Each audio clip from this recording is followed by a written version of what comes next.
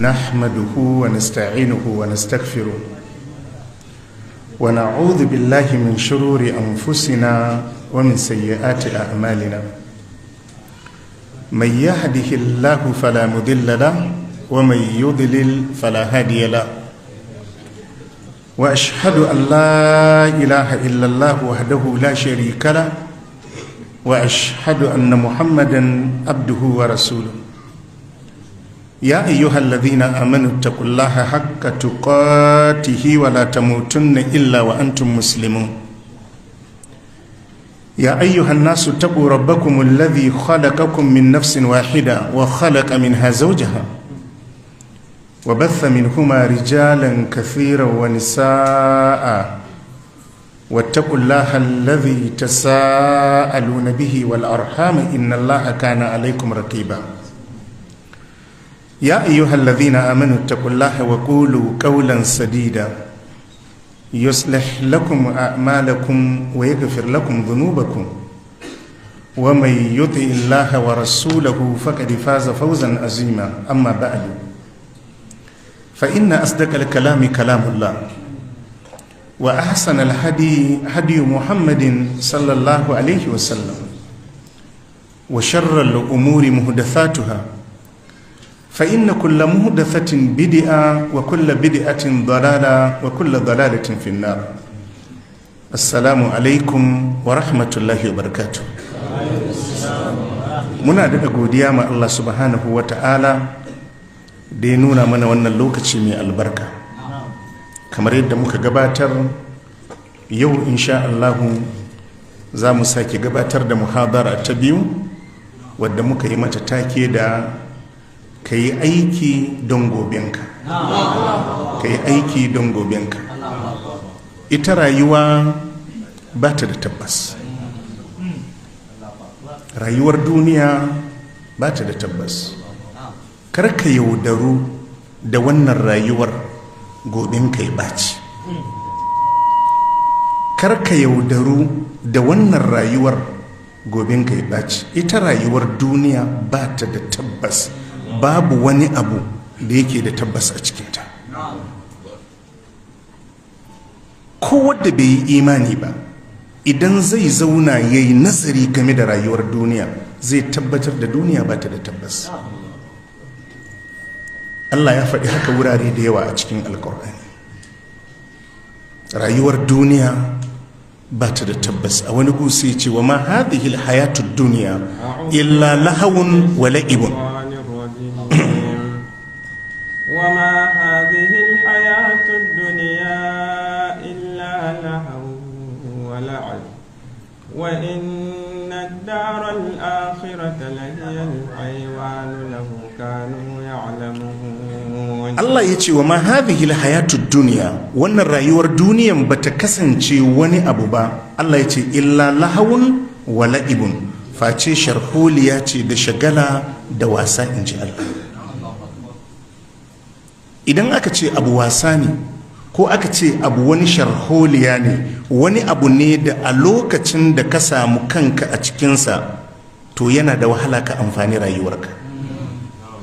Idan aka ce an je an fara wasan na kwallo ne to a lokacin da aka fara wannan wasan kwallon ba wadda zai zauna a lokacin ya ce bari ya yi tunanin jarrabawarsa, ba wadda zai ce bari ya zauna a lokacin ya yi tunanin tarbiyyar 'ya'yansa, ba wadda zai ce bari ya zauna a lokacin ya yi tunani akan kasuwarsa. Dole har sai an gama wasan. Allah ya ce to ita rayuwar duniya wasa ce. Ka gane magana? Idan baka ankara ba sai ta ƙare kai kuma baka amfane ta ba. Wala haun Allah ya ce kuma shagala ce, kamar aje ne an yi biki za a yi dina, lokacin da aka shiga aka fara kiɗe-kiɗe da rawa a wajen dinan nan ba wadda zai zauna a lokacin ya ce bari ya yi tunanin abin da zai amfani shi. Allah ce to haka rayuwar duniya take. Wa inna daral akhirata lahiyal haiwan Allah ya ce lallai gidan lahira Allah ya ce ita ce rayuwa ta gaskiya da hakika. Laukanu ya alamun Allah ce ina da bayi da su gane haka. Laukanu ya alamun Allah ce da bayi da su sane za su san haka, da bayi da su gane haka. Irin waɗannan ayoyi suna nan da yawa a cikin alkur'ani. duk inda Allah ya zo sai ya ce maka wannan rayuwar ba ta da tabbas, wasa ce kawai, wasa ce. wa ma hadhihi alhayatu dunya illa lahwun wa la'ib. wannan rayuwar duniya ba wata ababa ce, Allah ya ce wasa ce. kamar yaro ne lokacin da ya dauki karansa ya gyara yana hawa yana sukuwa, sai ya ce dokinsa, kai ai ka san abin da ya hau ba doki bane. yaro ne sai ya je ya gyara kara ya yi mota, yana ja yana cewa motarsa, kuma wannan motan inda za a kwace zai yi kukan gaske, amma kai ai ka san ba mota bane. ko ta ɗauki wani abu ta goya ta ce yarta akan yar nan za ta yi kukan gaske, amma ka san ai ba ya bace. yadda ka ga ɗanka yake kallon waɗannan abubuwa da ba da gaske ba ne, kuma yake zakalkalewa har ya yi kuka a kansu, kai ka san ba da gaske ba ne. Allah ce kai ma rayuwar duniyar da kake kallonta, Allah ce ba da gaske ba ne, ba da gaske ba ne.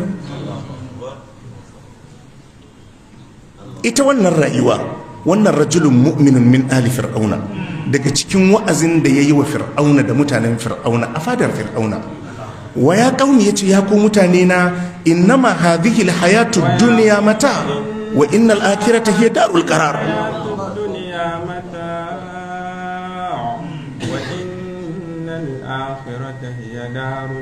rajulun mu'minun min ali fir'auna, yace wa ya qaumi, yace ya ku mutane na, innama hadhihi alhayatu dunya mata, yace wannan rayuwar duniyan jin daɗi ne ɗan ƙanƙani, wa innal akhirata hiya darul qarar, yace kun ga gidan lahira shine gidan tabbata, kuma shine gidan da yake da tabbas. Jama'a kun fahimta?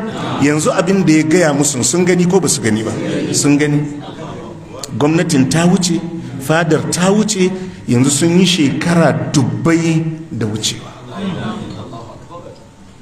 bayan ya musu wannan wa'azin sai da ya gaya musu, yace fasatafkuruna ma aqulu lakum,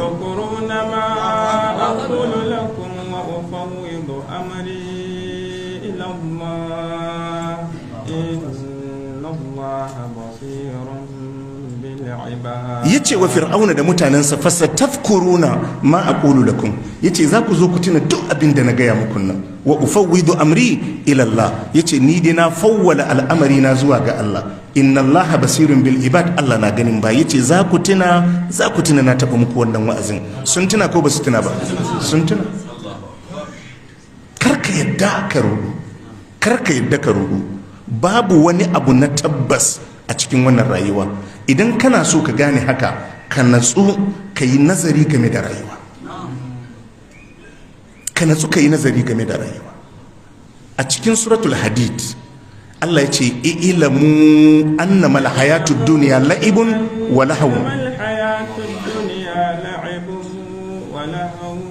wa zinatun wa tafakhurun bainakum wa وتكاثر في الأموال والأولاد كمثل غيث أعجب الكفار نباته ثم يهيج فتراه مصفرا ثم يكون حطاما وفي الآخرة عذاب شديد ومغفرة من الله ورضوان وما الحياة الدنيا إلا متاع الغرور. Allah ya ce ilimu, Allah ya ce ku sani, ku gane, Allah ya ce ku fahimta, annamal hayatud duniya, iyakar rayuwar duniya, me ke cikin duniya, me rayuwar duniya, Allah ya ce la'ibun wa lahawun, wasa ne da shagala. Jama'a kun ji? Shi ne duniyan ne ke ba da wannan labari. Ilamu, Allah ya ce ku sani, annamal hayatud duniya la'ibun wa lahawun, iyakar rayuwar duniya, Allah ya ce wasa ce, shagala ce, sharholiya ce, wa zinatun. Allah ya ce ba abin da ke duniya sai kyale-kyale, irin kyale-kyalen da ba shi da tabbas. Ado, abu kaza ya burge, abu kaza ya burge. Inna ja'alna ma 'alal ardi zinatan laha linabluwahum ayyuhum ahsanu amala wa inna laja'iluna ma 'alayha sa'idan juruza. Allahu akbar. Allah ya ce duk abin da kuka ga yake burge ku a duniya, Allah ya ce na sanya shi ne ya zama ado ma duniya don in ga a cikinku waye wannan abun zai ɗauke mai hankali, waye zai tsaya ya yi abin da zai amfane shi. Inna ja'alna ma 'alal ardi zinatan laha linabluwahum ayyuhum ahsanu amala. Allah ya ce duk abin da ke burge kun na sanya shi ne ya zama adon rayuwar duniya don na jarraba su bayi. Allah ya ce naga waye zai tsaya yayi aiki mai kyau, aikin da ya dace. Wane ne wannan kyale-kyalen zai dauke mai hankali? Allah sai ce wa inna laja'iluna ma alaiha sa'idan jurzan. Allah ya ce zai zama shirmi, zai zama karmami, zai zama lalatacci. Ka dauki kamar shekaru 40 da suka wuce ko 50, a lokacin kai nazari kaga irin wankan da ake a wadancan shekaru. Idan kana da irin tsoffin hoton 70s din nan, za ka ga mutum ne ya sa pantalo babba, ya sa wata yar shirt, ya tara gashi, ya sa doguwar hula. Yanzu wannan wankan in aka baka kai ba da ka sa ba, ya wuce ko bai wuce ba. Wallahi sai ka samu wannan wankan wata kilshi ya dauki hankalin mamanka a wancan lokacin, ta ce sai babanka. Haka ne. Wataƙil wannan pantalon a lokacin babankan su suke cinyewa a wannan lokacin. Wataƙil wannan wankan ta gani ta ce sai shi. Yanzu kai idan an baka kayan da ka sa, ya wuce ko bai wuce ba, amma an yi yayinsa ko ba a yi ba. Shekara 30 da ya wuce baya, mota Volvo one in town ne. Yanzu za a yi ado da mota Volvo? Ta wuce ko ba ta wuce? Haka rayuwar duniya. Haka ne. To duk waɗannan misalsalun a duniya ne baka ma mutu ba, a duniya ma an bar yayin abun, balle kuma ka bar duniya. Malam haka rayuwar duniya take. Yadda kaga waɗannan ababen an wuce su, waɗannan kayan da muke sawa, generation da za su zo nan gaba in sun gamu da kayan da su ce oh ikon Allah, saboda an wuce wannan kayan. To wani akan wancan wankan, akan Volvo ya kashe rayuka. Yanzu gashi abin da ya kashe wani akai din, yanzu abin ba a yayinsa. Abubuwan da ya dauki hankalin wani har yayi fashi da makami, yanzu abin in an kawo kyauta an ba wa mutane ba su so. Kaga yayi asarar rayuwarsa, ba a je lahira ba, a duniya ma yayin abin ya wuce. Jama'a kuna fahimta? Wallahi haka duniya take. Wallahi haka duniya take. Jama'a mun fahimta? Wazinatun wa tafakhurun bainakum. Allah ce da kuma takama da alfahari a tsakaninku. Wannan yafi wannan kaza, wannan yafi wannan kaza, wannan yafi wannan abu kaza. Mai manyan filaye a gari yana ganin shine gaba da wadda bai kai shi ba. Mai manyan gidaje ko motoci. Wa tafakurun bainakum. Allah ce wa takafurun fil amwali wal aulad, da kuma gasa da alfahari na kuɗi da 'ya'ya. Wannan dan sana karatu a Ingila, wannan yana so ya kai dan shi Dubai, wannan daga Dubai shi kuma yana so ya kai dan shi gu kaza, wannan daga waje kaza. Allah ce ba abin da ke duniya in ba irin wannan harkallar ba. Wa takafurun fil amwali wal aulad. Allah da ya zo buga misalin wannan rayuwar don ku gane shirme ce, sai ce ka mathali gaithin, kai ka ce ruwan sama ne da ya tsiro. Ka mathali gaithin a ajabal kufara nabatuhu, tsirrai yabanya da ya fito sai ya burge manoma. Ga amfani ya fito, ya yi kore shar, ya zama abin sha'awa, ana sa tsammani bana damina ta yi kyawu. Thumma yahiju, Allah ce sai ya zo ya bushe. To bushewan shine abin ya wuce, ya lalace. Fatarahu musfarran, sai ka ganshi yayi fatsi-fatsi, yayi ja, ya lalace nan shine wannan abun da kuka bata lokacin kun ya dawo asara. Wa fil akhirati azabun shadid. Allah ce in an je lahira kuma ga azaba mai tsanani. Wa magfiratun min Allah wa ridwan, ga gafara da yardan Allah ga wadda suka yi imani, suka tsaya suka yi aiki mai kyau. Allah sai ya ce wa mal hayatud dunya illa mata'ul gurur. Rayuwar duniya ba komai bace face jin daɗi ne irin na rudi. Wani ku sai Allah ya ce fala tagurrannakumul hayatud dunya, fala tagurrannakumul hayatud dunya wala بالله الغرور fala tagurrannakum alhayatud dunya Allah ce kar ku bari rayuwar duniya ta rude ku jama'a kun fahimta to wannan haka rayuwar duniya take kuma ko mutum bai iya jan aya da hadisi ba ai zai gane wannan lissafi haka take kana ta rayuwa ne kana ta so ka kai kan ƙarshen matsalolin kuma karuwa suke kana ta son ka magance matsalolin kuma karuwa suke yi har ka je ka ci karo da ajalinka yana daga cikin matsalar rayuwar duniya za ka samu wadatar da abin da kake so din ga abin da kake so din a duniyan abin kuma ya ki yadda da kai ɗaya daga cikin matsalar duniya duk abin da ka mallaka jinya ba zai hana jinya shiga ba duk abin da ake samu a duniya a rama wato shi abin duniya da ake samu ko dukiya ko kaza ita dukiyan dama ce da ake amfani da ita akan ayyukan alkhairi amma ba wai tana komawa ne ta je ta warware maka matsalolinka ba to wanda bai fahimci duniya ba shi sai dauka in ya samu abun duniya matsalolinsa da su warware a'a in ka samu duniya to dama aka baka kayi abun da zaka amfana amma damar ba za ta koma da baya ta hana ka kuka ba don ka mallaki abin da ka mallaka a duniya sai a daina bata maka rai a gidanka duk abin da zaka samu a duniya ba zai hana a bata maka rai ba abin da duk da ka samu a duniya zai hana a maka ihu to wadda shi bai fahimci duniya ba sai dauka in ya samu duniyar matsalolinsa duniyar za ta warware a'a samun duniya dama ce ka yi abin da zai amfane ka amma ba wai zai koma baya ne je ya hana ka shiga matsala ba duk abin da ka samu a duniya zai hana shi ciwo shiga jikinka in kuna fahimta so za ka iya ka ga abin da kake so a duniyar akwai damar ta ƙi yiwuwa saboda duk abin da za a baka a duniya ba horarre ba ne za ka iya kaci duk abin da kake so abin da za ka cin sai ya shaƙe ka ko mulki da kuɗi yakan hana abu ya shaƙe ka za ka zama ga abin da kake so da kuɗin kan ka ga matar da kake so ita kuma ta ce ba ta son ka zai yi ko ba zai yi ba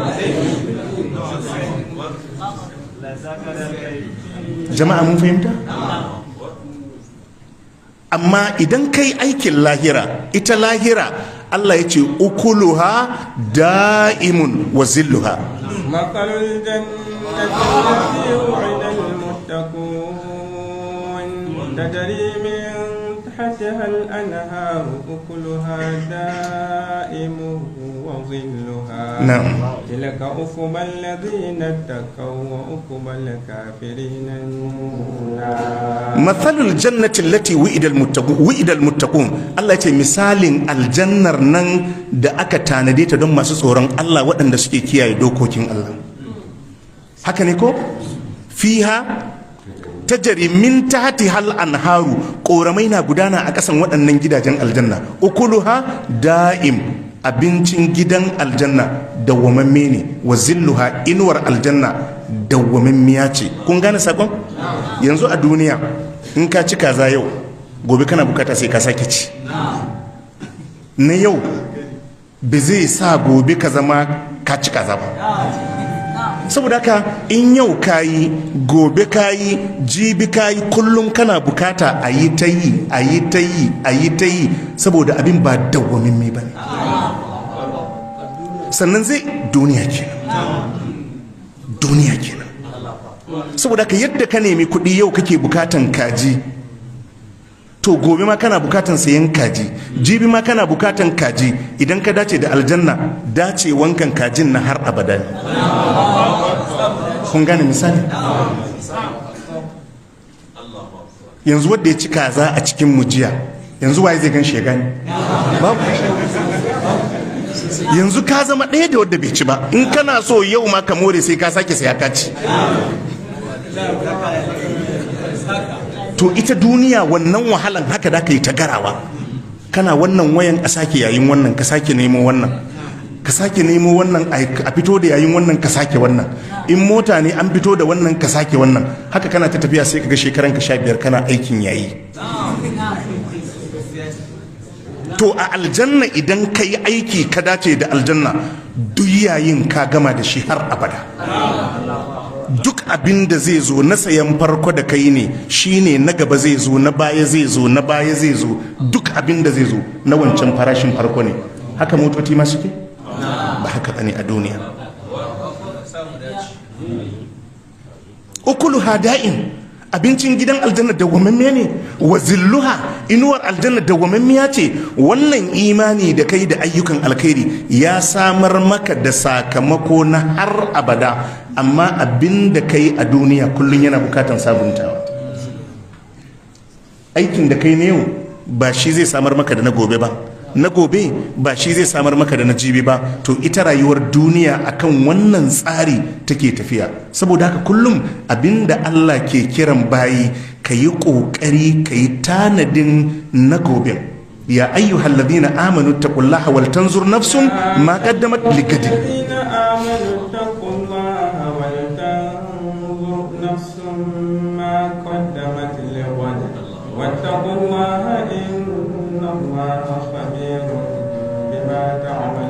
Ya ayyuhal ladina amanu, Allah ya ce ya ku waɗanda suka yi imani da Allah, ittaqullaha, ku ji tsoron Allah.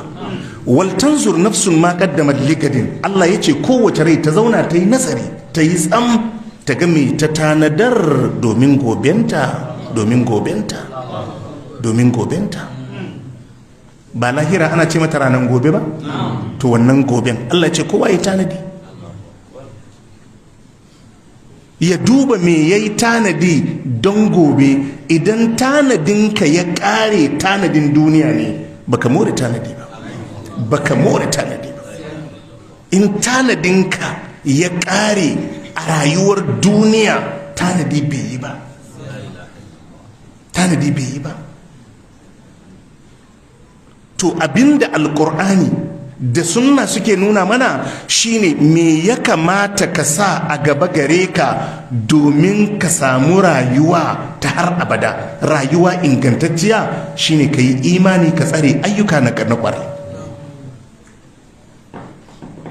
ka yi imani, ka tsare ayyuka na kwarai. Kar ka yadda ka miƙa wuya ma rayuwar duniya.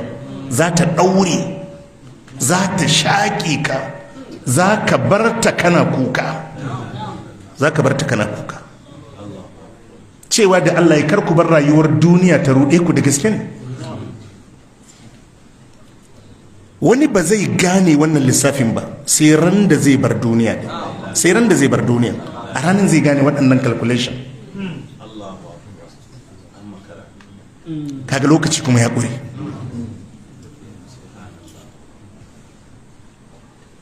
Ka yi tanadi domin gobenka. Duk abin da Allah ya halatta maka a rayuwa, ka tashi ka neme shi, ka tashi ka nema, ka tashi ka nema. Amma kar ka yadda ka gabatar da wani abu na duniyarka akan lahirarka. Duniya shekara 60 ne, 70, 100, lahira kuma har abada ne. Da Allah ya zo yana magana akan neman duniya, sai ya ce huwal ladhi ja'ala lakumul arda zalulan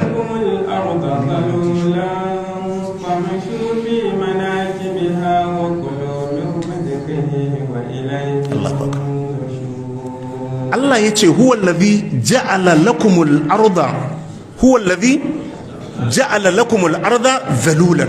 Allah shine ya sanya muku wannan ƙasan shimfiɗaɗɗa horarriya, yadda za ku gudanar da rayuwanku a kanta babu matsala.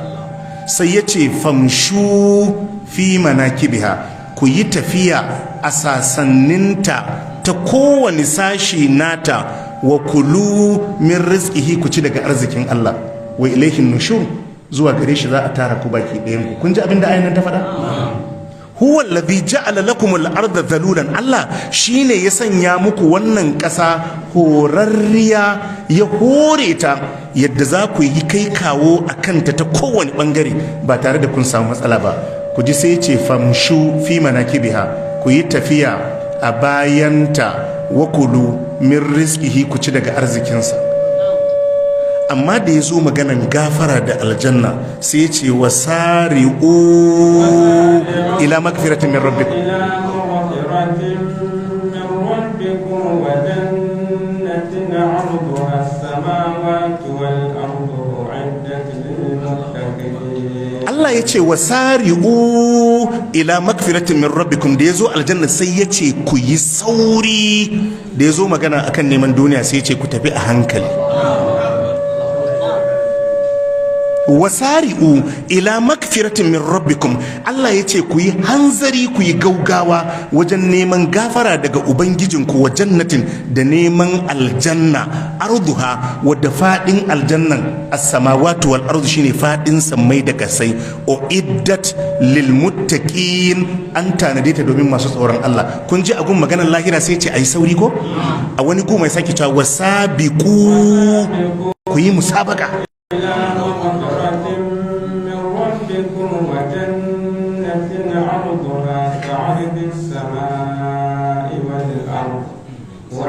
للذين آمنوا بالله ورسله ذلك فضل الله يؤتيه من يشاء والله ذو الفضل العظيم. kaga anan ma sai yace wasabiqu, ku yi gaugawa, ku yi tsere ila magfiratin min rabbikum, domin samun gafarar ubangijinku, wa jannatin da aljanna arduha, wadda fadinta ka ardi samawati ka ardi samai wal ardi, kamar fadin sama da ƙasa ne. kaga in an zo maganar lahira Allah sai ya ce ku yi gaugawa, amma da ya zo maganar neman duniya sai ya ce ku tafi a hankali.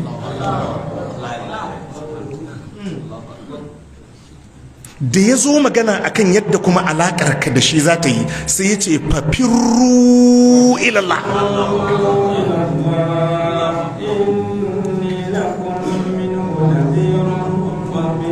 ai ko a lahira ganin Allah ya fi shiga aljanna daɗi. Allah ya ce ku fita da gudu zuwa ga ubangijin. jama'a kun fahimta wannan yaren? in baka gane baran da zaka bar duniya da ka gane shi. jama'a mun fahimta? ka yi aiki domin makomarka. ita duniya malamai suka ce kamar abin hawa ne, in ka samu ka hau to za ku tafi lafiya, in ka bari ya hauka to za ka halaka. hawansa shine ka tsaya ka yi imani, ka yi nagartaccen aiki. ka bari ya hauka shine ka dukufa ma duniya. kamar mota ce, kaga in kana ciki a zaune ai lafiya, amma ita in ta hauka kai ita kuma fa, kaga ai ba labari. kamar doki ne, in ka haushi lafiya, amma in ka bari shi kuma ya hauka kaga ai ba lafiya. suka ce to haka duniya take, karka yadda ka mika mata wuya. shi yasa daga cikin hikima ta Allah, Allahu akbar, wato dole mu ci gaba da godiya ma Allah akan ni'imar musulunci. wallahi ba kissar karuna kusan kissar dungurungum abinda take dauke da shi shine wa'azi akan rayuwar duniya, da wadda suka samu duniya, da yadda ya kamata a bi duniya a hankali.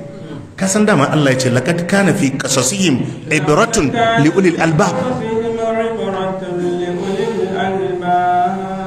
Allah ya ce laqad kana fi qasasihim, hakika ya kasance cikin kissoshinsu al'ummomin da suka shuɗe da muke baku, inji Allah, ibratun li ulil albab, wa'azuzzuka ne da izna. Allah ya ce ga ma'abuta hankali.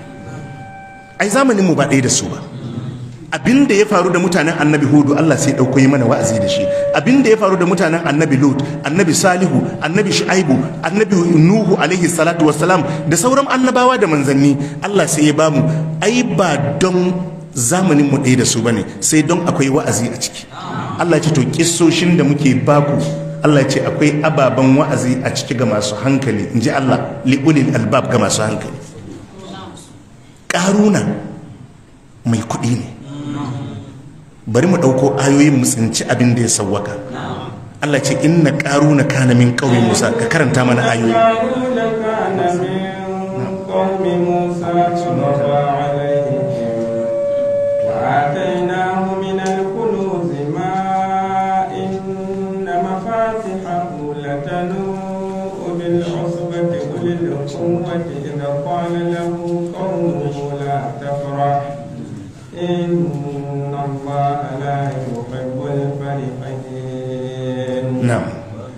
وابتغ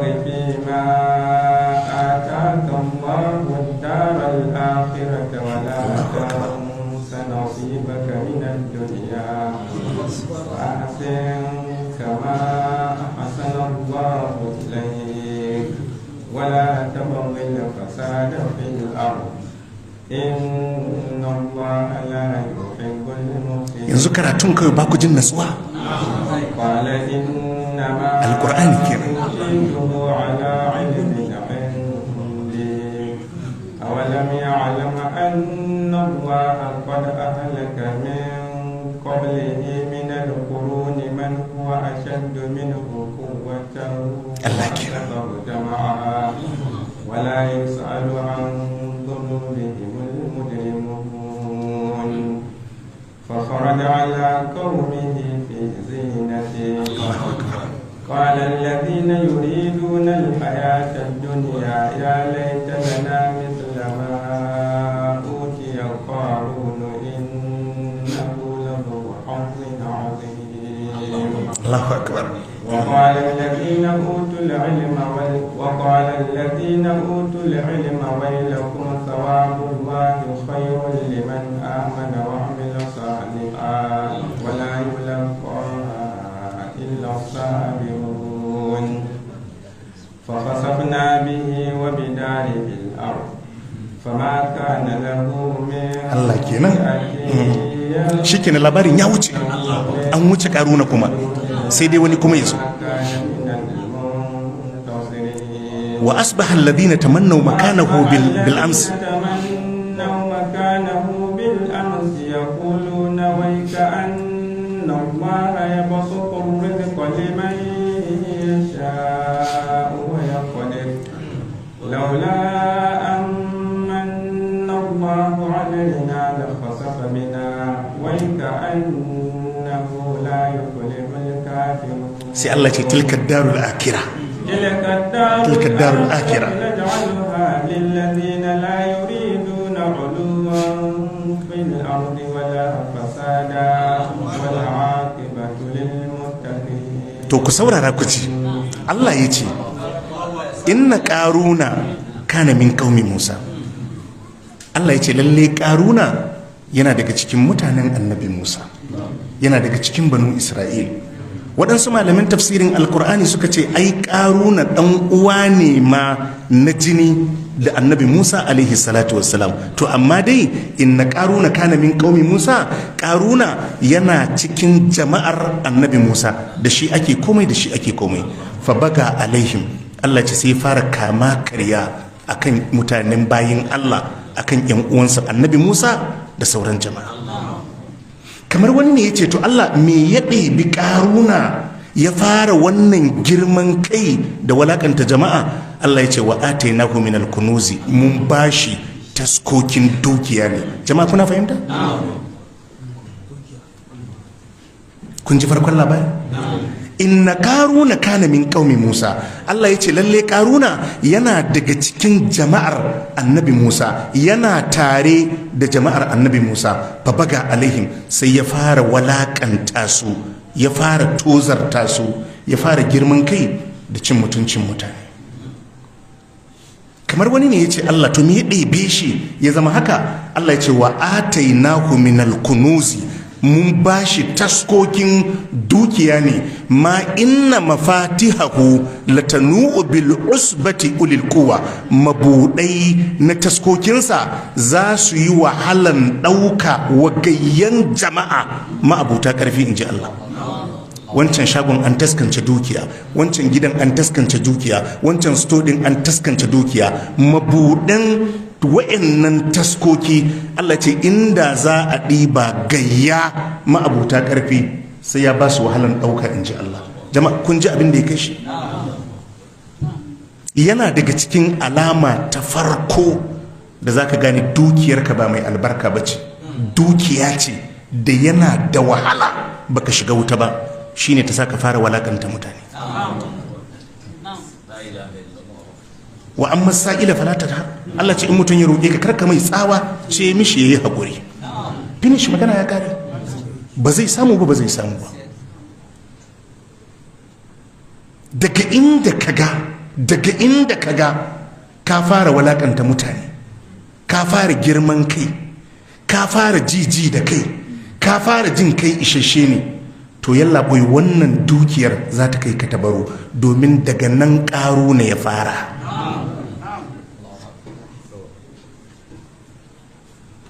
Akwai wadda ana taɗinsa yana falo yana zaune, an zo cikin wadda suka zo ganin shi har da wansa daga can ya musu haka, duk suka komo har da wansa haka.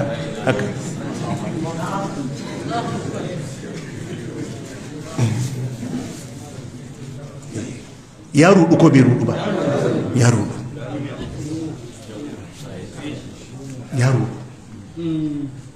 Karka yadda dukiya ta saka yi haka, karka yadda duk abin da ka samu a duniya karka walakanta wani mutum.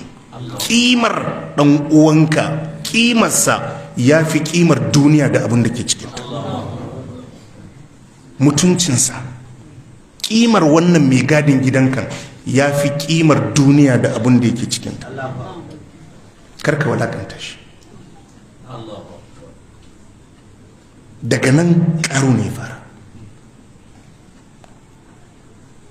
Inna ƙaruna kana min qaumi Musa fa baga alaihim wa atainahu min al-kunuzi ma inna mafatihahu latanu'u bil usbati ulil quwwa.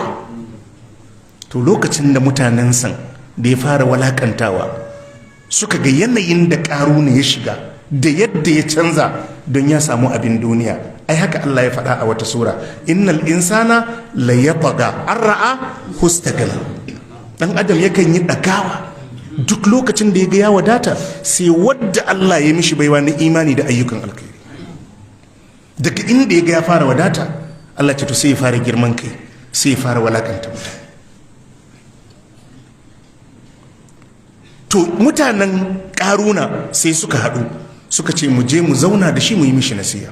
idh qala lahu qaumuhu la tafrah. Mutanen shi suka ce mishi, ƙaruna kar ka yi takama, kar ka yi alfahari, kar ka yi girman kai da wannan dukiya da ka samu. Inna allaha la yuhibbul farihin. Allah bai son masu alfahari.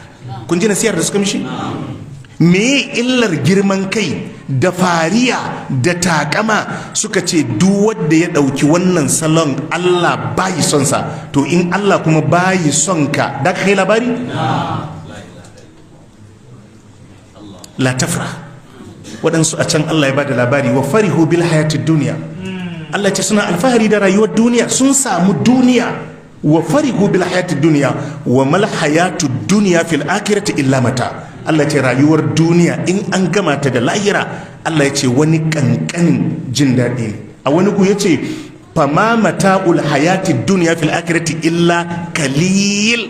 Allah ya ce ai jin daɗin rayuwar duniya da duk abin da bawa ya samu a duniya kankani ne in an gama da lahira. In ka ga mutum na alfahari na takama a rayuwar duniya da abin duniya, to ya ruɗu ne. ذلكم بما كنتم تفرحون في الأرض بغير الحق. كنتم تفرحون في الأرض بغير الحق وبما كنتم تمرحون. yan wuta ne ana musu azaba a wuta, Allah ya tsare mu. Sai Allah ce zalikum bima kuntum tafrahuna fil ardi bighairi haqqi. Wannan ya same ku ne sanadiyan girman kai da alfahari da fariya da kuke yi a rayuwar duniya. Allah sai ya ce bighairi haqqi, ba da haƙƙi ba. Domin abin duniya kimarsa ya kasa a yi alfahari da shi, ya kasa a yi alfahari da shi. Abin duniya kimarsa ya kasa a yi alfahari da shi.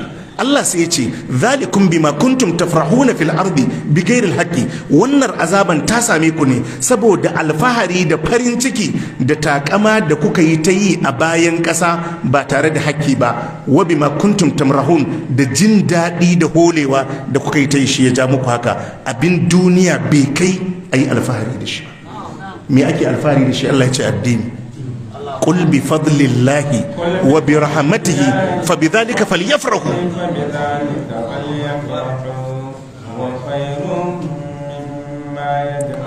Allah ya ce kulka ce musu bi fadlillahi wa bi rahmatihi. Fadlullahi huwa al-islam wa bi rahmatihi rahmatuhu hiya al-Qur'an. Allah ya ce fa bi dhalika falyafrahu. musulunci da muka ba su da imani alqur'ani Allah ya ce su yi farin ciki kai alfahari da kai musulmi ne huwa khairun mimma yajma'un Allah ya ce shine mafi alkhairi ba a alfahari da filaye ba a alfahari da motoci ba a alfahari da gidaje ba a alfahari da duniya Allah ce ka yi alfahari da addini da imani to sai suka ce wa karuna la tafra kar ka yi alfahari inna Allah la yuhibbul farihin Allah bai son masu fariya sai suka ce mishi wabtagi fi ma ataka Allahu daral akhirah haka ake doctor duk kusancinka da mutum in ka gabar nasiha ta je ka daure ka mai nasiha idan ya yi aiki da ita ko bayan ranka zai maka addu'a idan bai yi aiki da ita ba zai ce an taba gaya mini ka daure in dai ana tare zaman amana in dai ana tare zaman amana duk lokacin da kaga abin nasiha ta tare da dan uwanka ka daure ka je ka mai nasiha in ya dauki nasihar wallahi ko bayan mutuwanka zai ma addu'a in kuma bai dauka ba zai ce an taba gaya mai kai kuma duk wanda kaga zai iya zuwa ya maka nasiha kai haƙurin zama da shi ko da yana maka nasihan yadda baka jin daɗi in ka samu wadda zai iya tsayawa ya gaya maka gaskiya ka yi haƙuri da shi karka toshe wannan ƙofa ko yadda zai maka nasihar ba daɗi baka jin daɗi ka daure karka yanke wannan alaƙa yau abinda mutanenmu ba su so kenan wabtagi fi ma ataka Allahu daral akhirah suka ce mishi ka nemi gidan lahira karuna da wannan dukiya da Allah ya baka wala tansa nasibaka min ad-dunya kuma ba mu ce kawai ka ɗebi dukiyar ka yi ta amfani da ita ma addini da bayin Allah kar kai ka mori kayanka a duniya ba wala tansa nasibaka min ad-dunya rabonka na duniya ka mora amma dai dukiyar nan ka nemi lahira da ita kun ji nasiyan da suka mishi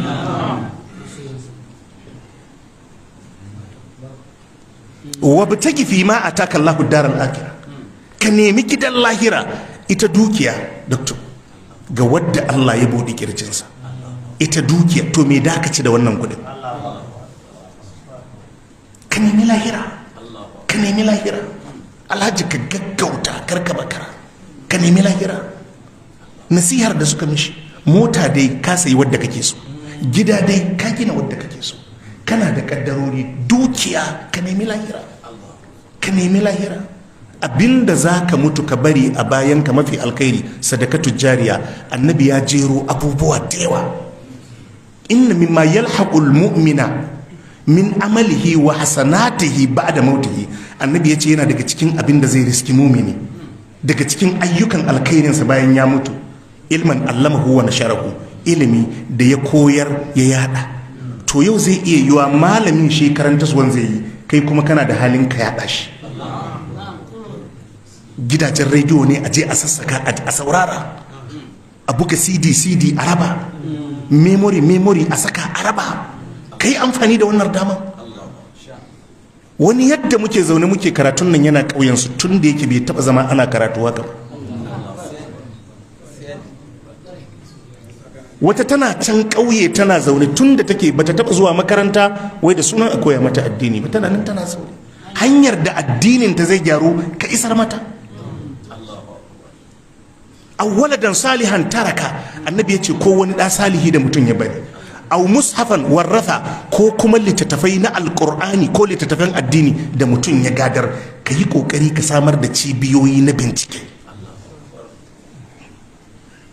ka samar da labirari wadda za a dinga karatu za ka amfana aw masjidan bana annabi ya ce ko mutum ya gina masallaci duk wanda ya gina masallaci annabi ya ce Allah ya lamunce mishi gida a cikin aljanna aw baital libni sabil bana ko gidan saukan baki duk wani bako da ya zo idan aka tabbatar mutumin kirki ne to zai iya zama a gun kafin ya gama abin da zai gama ya tafi aw naharan ajara annabi ya ce ko ka gudanar da ruwa a cikin mutane anguwannin da ba ruwa ka je ka samar musu da ruwa alaji anguwannin da suke fama ana bukatar rijiyoyi ana bukatar bohol wata anguwar ba hanya mai kyau ba ta shigowa musamman a damina ka je ka samar zai wuce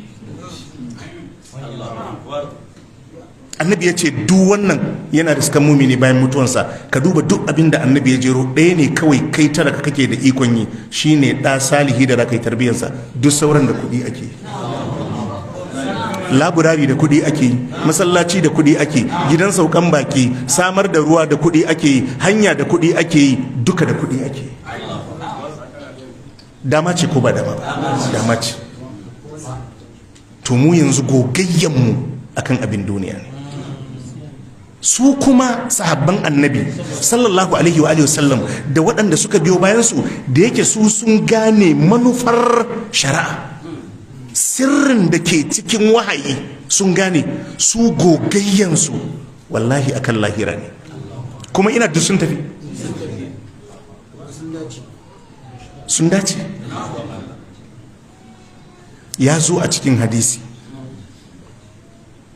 al'imam Abu Dawud ya fidda hadisin Umar ɗan Khattab, ya ce amarana Rasulullahi sallallahu alaihi wa alihi wa sallam yauman an na tasaddaka. Ya ce wata ran annabi Suleiman umarni a yi sadaka, fa wafaka zalika indi malan. Umar ya ce sai aka dace a ranar kuma ina da kuɗi.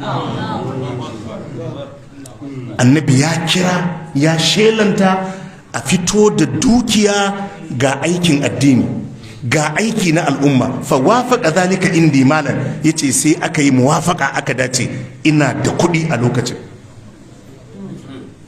Qultu, yace sai nace al yawma asbiqu Aba Bakarin in sabaqtu yawma. Yace duk abin da aka dauko da sunan addini Abubakar ya sha gaban mu. Yace to yau ina da kuɗi, yau zan sha gaban sayidina Abubakar tunda da kuɗi a ƙasa. Kaga su gasan da suke yi, kaga su gasan da suke yi, shine gasa. Wanda yi wannan gasan shine zai gane, shine yayi gasa. Yace zan kece raini yau, zan sha gaban Abubakar, zan yi kafada da kafada da shi. Waji'itu faji'itu binisbi mali. Yace sai na je na raba dukiya ta gida biyu, sai na zo da ita wa manzon Allah sallallahu alaihi wa sallam. Fakala rasulullahi sallallahu alaihi wa sallam, sai annabi yace ma abaqaita li ahlika, me ka rage ma iyalanka Umar? Fa qultu, Umar yace sai na ce mithlahu, kwatankwacin abin da na kawo biyu na raba, na bar rabi ma iyalaina, na bar rabi na kawo rabi sadaka. Ya ce muna zaune kawai, wa ata Abubakarin bi kulli ma inda. Ya ce sai muka ga sayyidina Abubakar ya zo da duk abin da ya mallaka a duniya, ya zo ya ajiye. Fakala rasulullahi sallallahu alaihi wasallam, sai annabi ya ce mishi ma abakaita li ahli, Abubakar me ka rage wa iyalanka? Fakala ya ce abakaitu lahumullah wa rasul, ce na bar musu Allah da manzon Allah, ce ba komai manzon Allah, za mu gyaro ta insha Allah.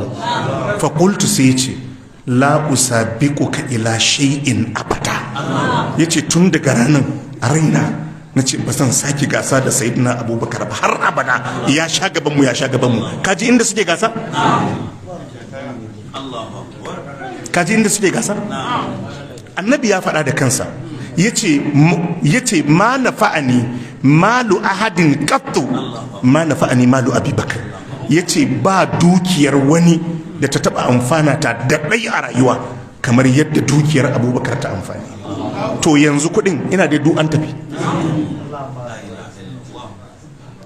To yanzu gasan na gidaje ne, gasan na motoci ne, gasan na kashe kuɗi ma 'ya'ya ne, gasan na abubuwan rayuwar duniya ne.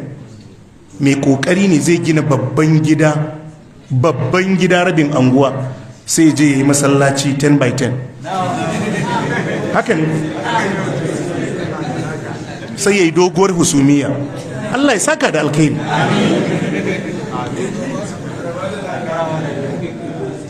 Jama'a mun fahimta? Ba shine sahabbai suka zo suka ce ma annabi dhahaba ahlud duthuri bil ujur, masu kudi sun tafi da lada sun bar mu ba? Ai wannan abun ne yake duma masu. To su abinda suke gogayya akai wallahi shine lahira. Suka ce mishi wabtagi fi ma ataka Allahu daral akhirah. Amma in kudi dukiya a duniya, in dukiya a duniya ta ƙare a sayan filaye da gidaje da ƙadarori, duk baka yi tanadin abin da in ka kwanta dama zai bi ka ba, baka yi dabara ba. Duk waɗannan abubuwa da muka ambata ka yi su ya halatta, amma kuma ka yi sake da gina makanka kabarinka da lahirarka, wannan kuma wauta ne, wannan wauta ne. Akwai wadda sai an zo cire ransa zai ce Allah ɗan jinkirta mun komin kankanta lokaci, zan cire kuɗi na yi aikin alkhairi. Allah ya ce ba lokaci. wa anfiqu mimma razaqnakum min qabli an ya'ti ahadakumul maut.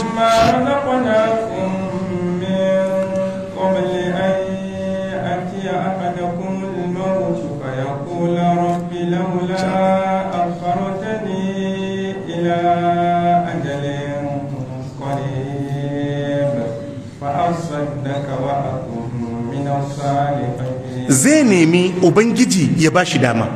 Allah ya ce wa anfiqu ku ta ciyarwa ku taimaka min qabli an ya'ti ahadakumul maut, kafin mutuwa ta zo madayanku. Fa yaqulu rabbi, zai dinga cewa ya ubangiji laula akartani ila ajalin qarib, Allah da ka jinkirta mini zuwa ga wani ajali makusanci, ko wani ajali ko dan kadan ne, ba a saddaka in yi sadaka mai yawa wa akun minas salihin, don in zama daga cikin salihai. Allah ce walan yu'akhir Allahu nafsan idza jaa ajaluha. Allah ce babu jinkiri. Kaga ai yaki ne a baya, yaki ne a baya. To gaban kissan haka ne ko wabtaki fi ma ataka Allahu ad-daral akhirah wala tansa nasibaka min ad-dunya wa ahsin kama ahsana Allahu ilayka. Ka taimaka wa bayin Allah kamar yadda Allah ya maka goma ta arziki. Duk aka ma karuna wannan nasihar. Me a cikin rayuwa ka ci ka sha, bukatunka kana yi, me yasa ba za ka taimaki bayin Allah ba? Me yasa ba za ka taimaki bayin Allah ba? Me yasa ba za ka cire dukiyarka ka taimaka ma bayin Allah ba? To can gabar kissan Allah sai ya ce wa kharaja ala qaumihi fi zinati.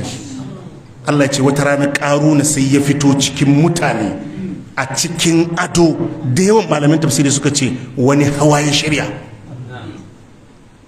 ga mahaya, ga dawakai, ga alfadarai, ga zagage, an kashe dukiya, ya daga hankalin 'yan duniya. قال الذين يريدون الحياة الدنيا يا ليت لنا مثل ما أوتي قارون. Allah ya ce waɗanda suka fitinu da rayuwar duniya suka ce kai ta ina ma muna da irin abin da aka bawa karuna, innahu ladhu hazin azim. Karuna yana da babban rabo. Ka san shi dan duniya da abin duniya yake auna babba da karami. Waye babba mai abin duniya, waye karami wanda bai da abin duniya? Shi dan duniya. To wannan shine abin da mutanen karuna su suka fassa. Allah ce wa qala alladhina yuriduna alhayata ad-dunya, wadda suke nufin rayuwar duniya sai suka ce innahu lazu hazzin azim. Karuna yana da babbar rabo.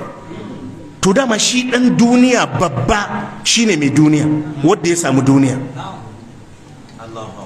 To abin da yake cikin wannan gaba shine fitowa da karuna yayi da dukiyan. Kun ga anasiyar suna ce mishi wa ahsin kama ahsana Allahu ilayk, ka taimaki jama'a yadda Allah ya kyautata maka yaki. Amma sai gashi yayi hawa ya fito an kashe dukiya, mamakon dukiya wadda sai da ta dauki hankalin 'yan duniya. Jama'a kuna fahimta? Har mutanen mu haka ne.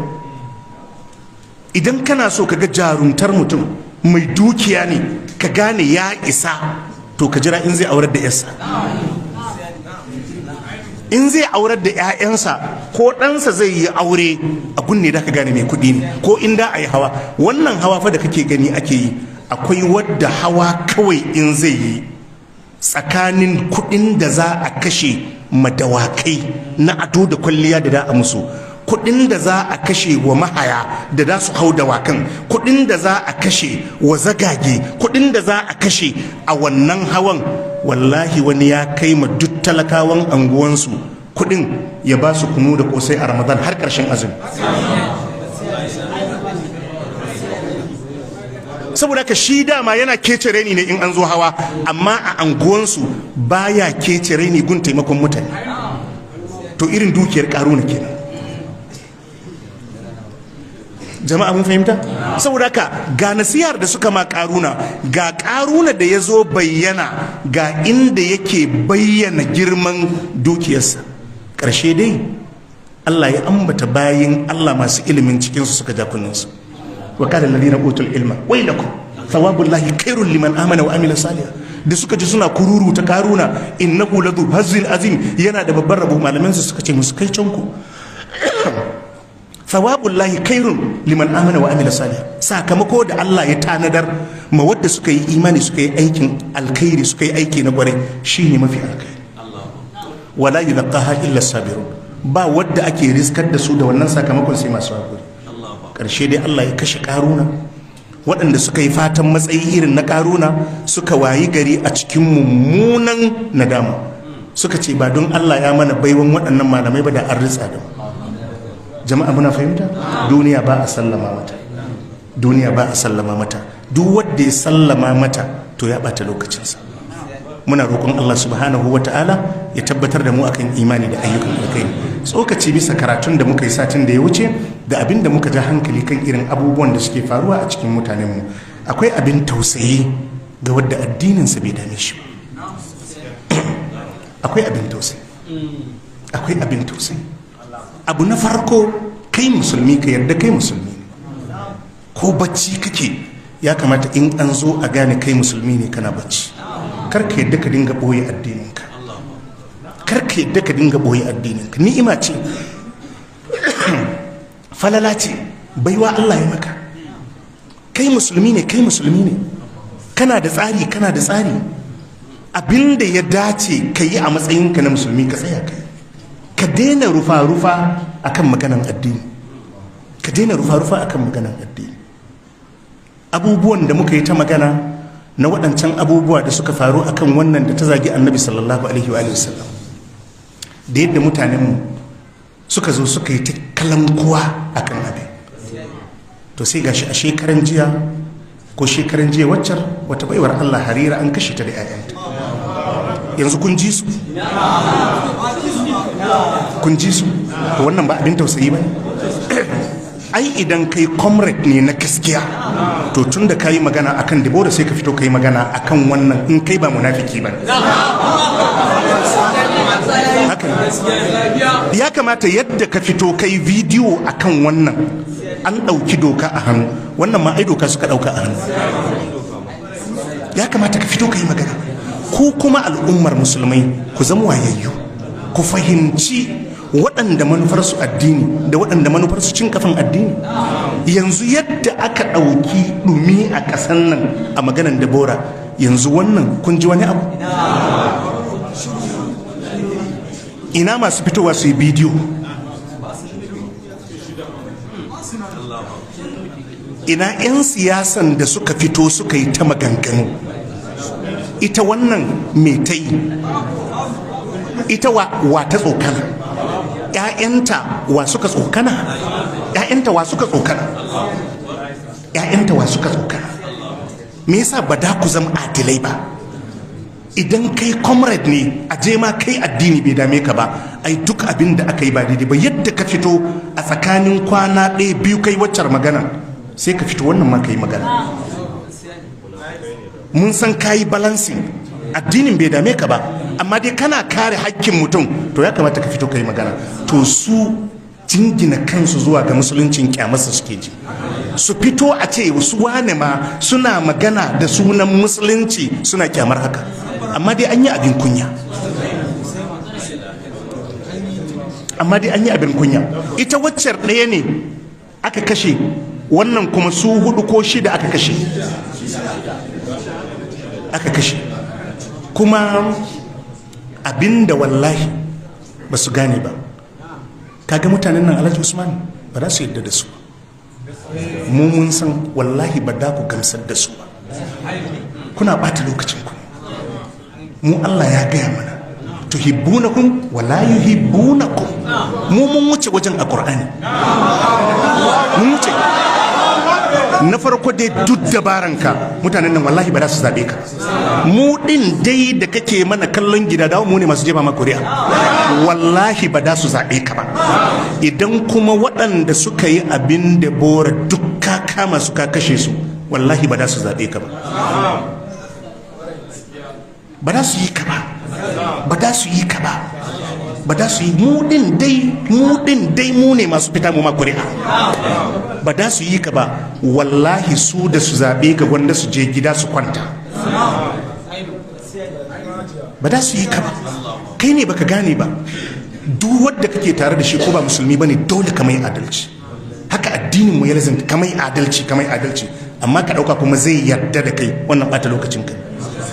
Kuma muna magana cewa biyafara da suke ta maganan biyafara su ba fa da siyasa suke maganan biyafara. Kar ka dauka wai siyasa ce, kar ka dauka ra'ayi ne.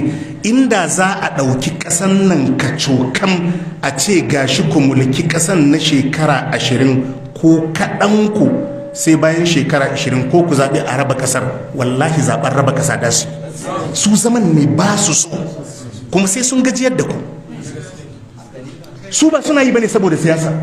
Duk abin da ƙasar take da shi su in an ce su zaɓa da su zaɓa. Wallahi yau a ba su dama su kaɗa kuri'ar rabuwa da ƙasar, ko me da a ba su zaɓi rabuwa da ƙasar. Zama da ku ne ba sa so, kawai zama da su ne zama da ku ne ba su so. Kuna ɓata lokacin ku ne,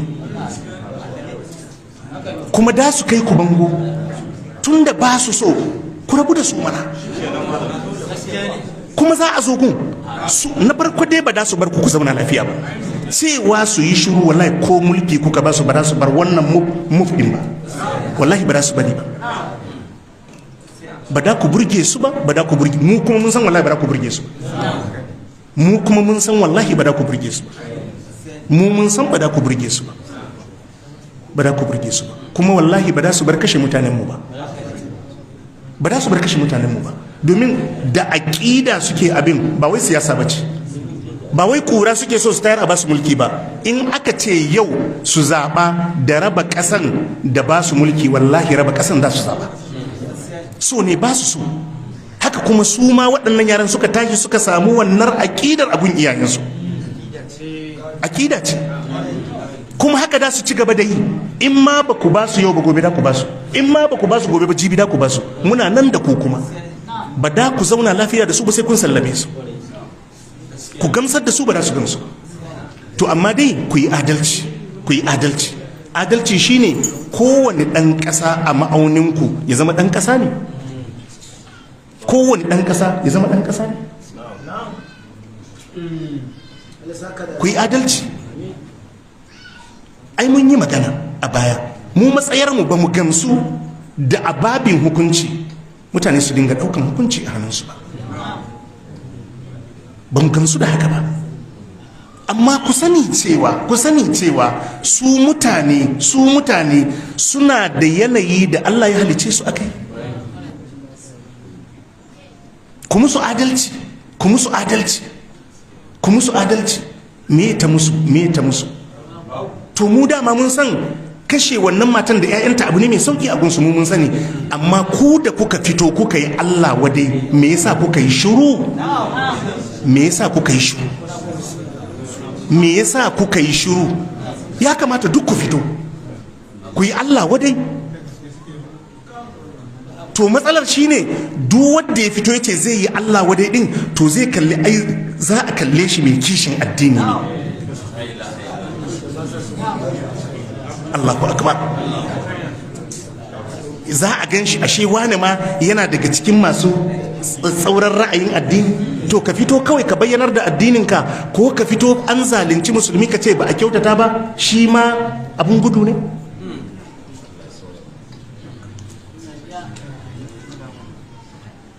Wajen alakar ku da su wallahi mu bai dame mu ba. Mun san wallahi da su kure ku, ba wadda za su gamsu da shi a ciki. Kuma muna nan da ku, za mu ga wadda da su zaɓa a cikinku. Za mu gani. Mu ɗin dai mu ne masu fita mu kaɗa muku kuri'a. Yawa. Saboda haka muna jiran ku da 'yan siyasa da shugabanni da sauran jagororin al'umma, ku fito mu ji me da ku ce. Yadda kuka fito kuka yi magana akan na Debora, muna jiran ku. Ku fito ita ma wannan baiwar Allah da 'ya'yanta, ku fito mu ji me da ku ce.